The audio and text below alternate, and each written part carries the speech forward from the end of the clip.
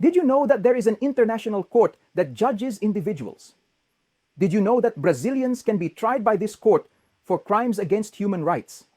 Yes, this court exists and is the International Criminal Court, known in intimacy by the acronym ICC.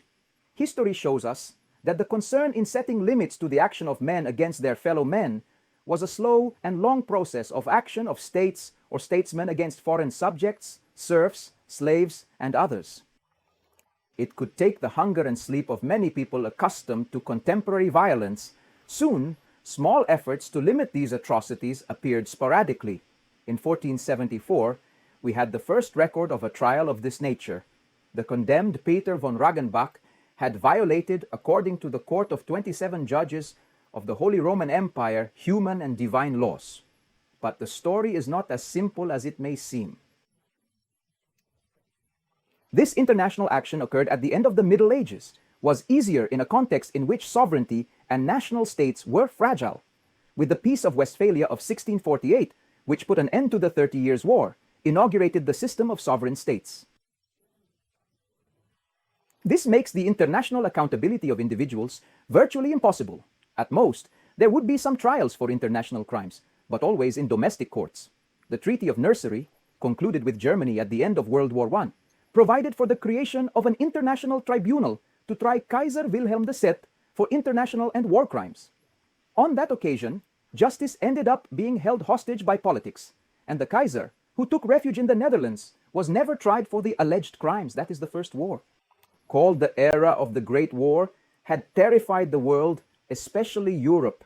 The Second World War, which began in 1939, terrified and demonstrated that nothing is so bad that it cannot get worse. The traumatic context of the conflict would cause the Allies to start talks about the need to prosecute war crimes committed. The Allies' commitment against the Nazis was honored in the 1943 Moscow Declaration. After extensive discussions between Churchill and Roosevelt, the charter of the Nuremberg International Military Tribunal was established in 1945, formalized in the London Agreement. Similarly, a tribunal was also set up to judge Japanese war crimes.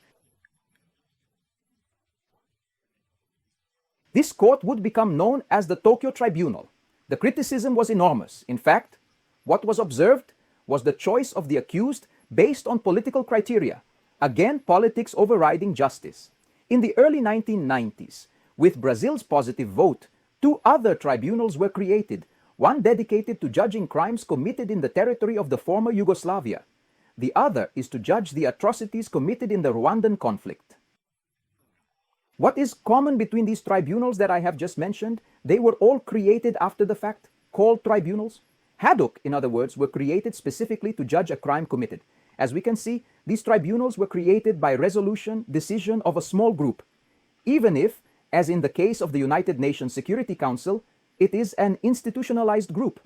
The Haddock Court violated a basic conception of criminal law, that both the judge and the law. The requirement is to file it before the crime is committed. There was an urgent need to establish an international tribunal.